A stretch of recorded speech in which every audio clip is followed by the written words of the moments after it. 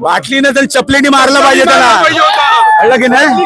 त्यांची लायकीच ती आहे. मराठी माणसाच्या तुम्ही हिंदी मराठी सत्य करता तुम्ही. मैं परप्रांतियों को भी बोलना चाहता हूँ आपके माध्यम से, आपका हथियार बनाया जा रहा है, ख्याल में रखिए। आप हथियार बनोगे तो हमारे से पीटोगे। मैं आपको अभी आपके माध्यम से ऑन रिकॉर्ड बोल रहा हूँ। मेरठ में मनसे की हुंकार के बाद जमा हुए हजारों की संख्या में मराठी भाषा के बुद्धिजीवियों, प्रेमियों और संगठनों को महाराष्ट्र सरकार व शिवसेना शिंदे के रवैया के विरुद्ध मोर्चा निकालने के प्रयास में गिरफ्तार किया गया था और बाद में उन्हें रिहा कर दिया गया। रिहा होने के बाद सभी ने मेरठ स्टेशन पर जमा होकर महाराष्ट्र सरकार के एक पक्षीय रवैये की आलोचना करते हुए मराठी अस्मिता का दमन करने का आरोप लगाया।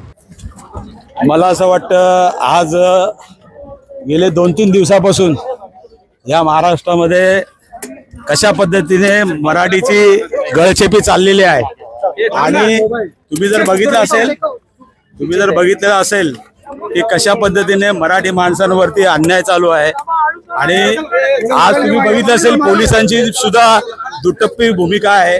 या ठिकाणी या समाजाचा मोर्चा एखादा काढण्यात येतो आणि तुम्ही बघितलं असेल कशा पद्धतीने या ठिकाणी या मोर्चाला विरोध केला आणि ज्या पद्धतीने हे राज्यकर्ते तिथे बसलेले आहेत, हे दोन्ही एक आमदार आणि तो दुसरा आमदार मंत्री आले होते, त्यांना त्यांच्याशी भेटण्याचा प्रयत्न केला पण त्यांच्यावरती बाटली फेकली गेली। बाटलीने तर चपलेनी मारलं पाहिजे त्याला, कळलं की नाही? त्यांची लायकीच ती आहे. मराठी माणसाच्या तुम्ही हिंदी मराठी सत्य करता तुम्ही जबरदस्ती या महाराष्ट्रामध्ये आणि जाणून बुजून त्या ठिकाणी हिंदू मुसलमान असेल, त्यानंतर तुम्ही बघितलं असेल त्या ठिकाणी हिंदू आणि मराठी असं हे करण्याचा प्रयत्न केलेला आहे। म्हणजे जाणून बुजून आज तुम्ही बघितलं असेल सर्व जाती धर्मामध्ये तेढ निर्माण करून ठेवलेले आहे। ओबीसी समाज असेल, आदिवासी समाज असेल, मुसलमान समाज असेल, मराठा समाज असेल, धनगर समाज असेल, या सर्व समाजावरती अन्याय करण्याचं काम या ठिकाणी केलेलं आहे आणि सर्व मराठी माणसं एकत्र झालेले आहेत आणि त्यांच्या बुडाला आग लागलेली आहे। नरेंद्र मेहता म्हणतात की मात्र तरीही पोलिसांनी हेतू बरोबर नव्हता। अहो त्यांचा हेतू आमच्या लक्षात आलाय ना। आज त्यांनी फक्त ट्रायल केस केली जीआर काढून, पण त्यांचे हातभर फाटल्यानंतर मागे घेतलं त्यांनी आणि आज त्यांना हा मोर्चा त्या ठिकाणी काढून द्यायचा नव्हता आणि त्या दोघांचं प्लॅन त्या ठिकाणी फेल झालं। मी इथल्या सर्व मराठी जनतेला आणि त्यांना सहकार्य करणारे इतर भाषिकांना सुद्धा मी धन्यवाद देईन की एवढ्या मोठ्या प्रमाणामध्ये या महाराष्ट्रामध्ये चाललेला अत्याचार आणि अन्याय या ठिकाणी दूर करण्याचा प्रयत्न या ठिकाणी सर्व नागरिकांना मी धन्यवाद देईन। अहो साहेब, आज पण तुम्हाला माहिती असेल मी राहतो ठाण्याला, रात्री 11:30 वाजता मला नोटीस द्यायला आले पोलीस। मी त्या पोलीस अधिकाऱ्याला विचारलं तुझं नाव काय रे, तर त्या ऑफिसरचं नाव मी आता घेत नाही, तो पण मराठी होता। अहो साहेब आम्ही काय करणार, वरून आम्हाला प्रेशर आहे म्हणून आम्ही तुम्हाला नोटीस दिलं। बोले नोटीस बिटीस आम्ही महाराष्ट्रात राहतो, पाकिस्तानात नव्हे या महाराष्ट्रात राहतो, त्यामुळे तुम्ही आम्हाला हा शिकू नका। लोकशाहीने दिलेलं बाबासाहेब आंबेडकरांचं जे संविधान दिलेलं आहे त्यामुळे प्रत्येक नागरिकाला इथे अधिकार आहे या ठिकाणी आपलं मत व्यक्त करायचा आणि ते जर कोण लोकशाहीचा हक्क या ठिकाणी जर अडवत असेल तर त्या ठिकाणी सर्व लोक एकत्र येऊन जबाब देतील।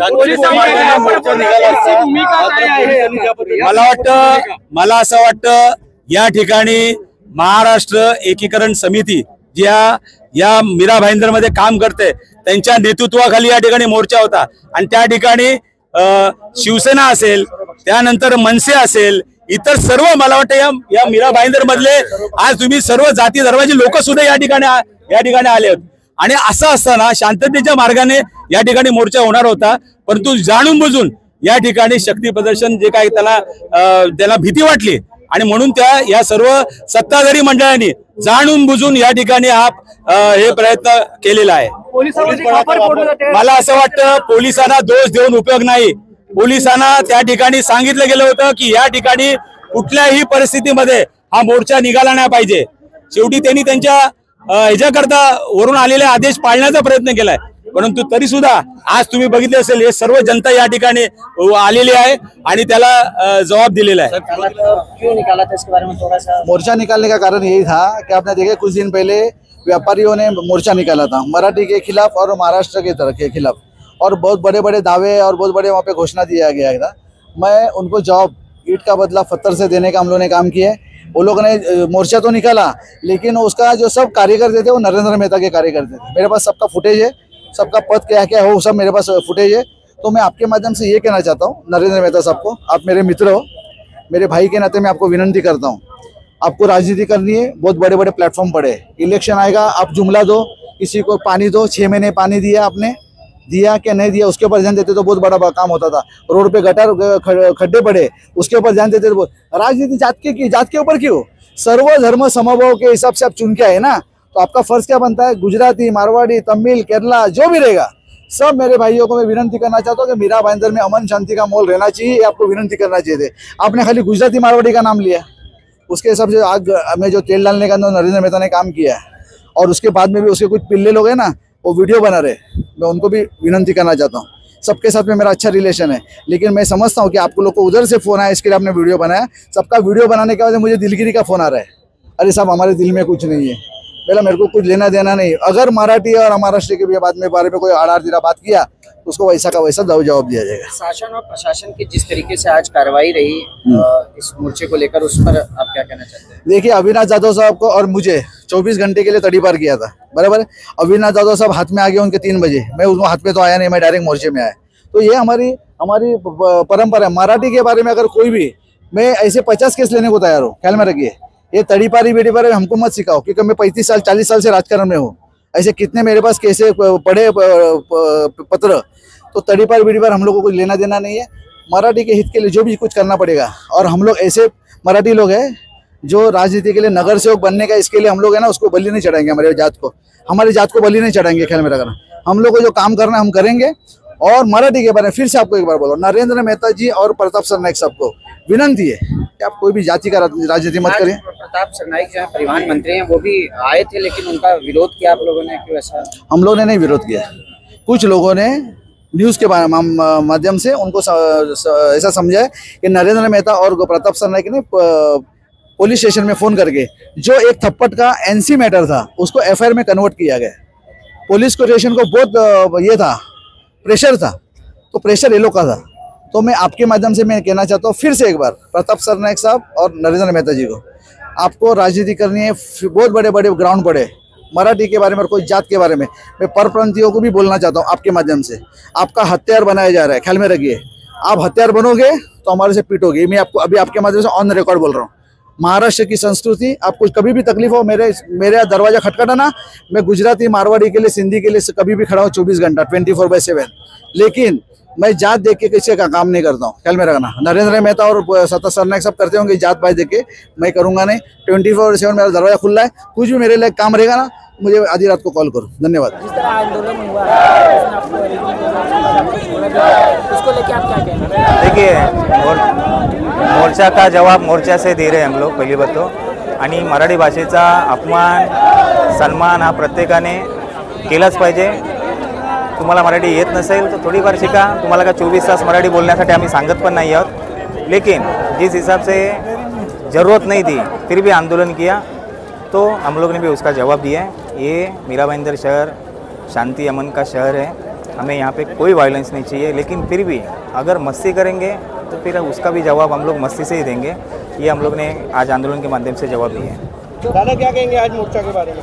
आज जो मोर्चा निकाला हा एकजूट मराठी माणूस ज्यावेळेला रस्त्यावर येतो आणि त्या रस्त्यावर आल्यानंतर काय इतिहास घडवतो ते आज दाखवलेलं आहे। प्रशासनाने, सरकारने पोलिसांवर दबाव टाकून रात्रीपासून आम्हाला पकडण्याचा प्रयत्न केला, पण हे महाराष्ट्र सैनिक आहेत, मराठी माणूस आहे, हा कधी कोणाच्या हाताला लागला नाही आणि ना लागणार आहे। ह्याच्या अगोदरची तुम्ही आंदोलनं बघितली असतील, टोल नाक्याचे असतील, मराठी भाषा असतील, मराठी पाटीचं आंदोलन बघितलं असेल, त्यावेळेला असेच कार्यकर्ते आमचे भूमिगत झाले होते आणि दुसऱ्या दिवशी तुम्हाला रस्त्यावर दिसले होते। म्हणून सन्माननीय राजसाहेब जेव्हा सांगतात की आमचा महाराष्ट्र सैनिकाची सत्ता ही रस्त्यावर आहे, ते आज आम्ही दाखवून दिलेलं आहे।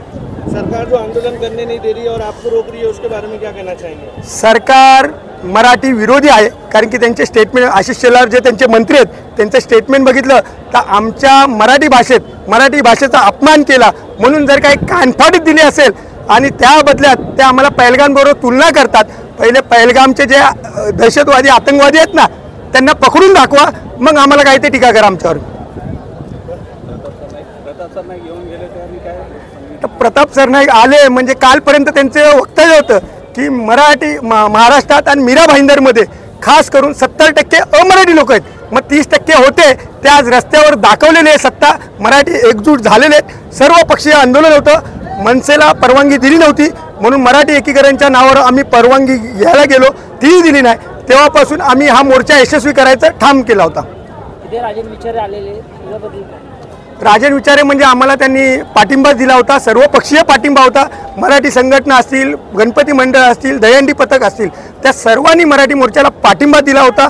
आणि हा पाठिंबा यशस्वी करण्याकरता कुठेतरी सुरुवात पाहिजे होती आणि ती सुरुवात आमच्यासारख्या लोकांनी केली. आणि तो जो मराठा मोर्चा आहे, मराठी मोर्चा आहे, तो ज्या ठिकाणी चालू करायचा होता त्या ठिकाणी चालू करून आणि जिथे संपवायचा होता ते संपून दाखवलेलं आहे. त्यामुळे सरकारच्या कानपाडीत चांगलीच बसलेली आहे. मराठी विपक्ष नेता जो है साथ नहीं दे रहे इस मोर्चा का, तो उनके बारे में क्या कहना चाहिए? माझ्या मते तिकडे साथ देत असतील मला माहीत नाही, पण या मीरा भाईंदरमध्ये काँग्रेस असो, राष्ट्रवादी असो, आप असो, मनसे असो, उबाटा असो, या सर्वांनी मराठी माणसाला साथ दिलेले, सर्व एकजूट झालेले आहेत. आणि एकजूट झाल्यामुळे आज रस्त्यावर तुम्हाला मराठी वादळ दिसलेलं आहे.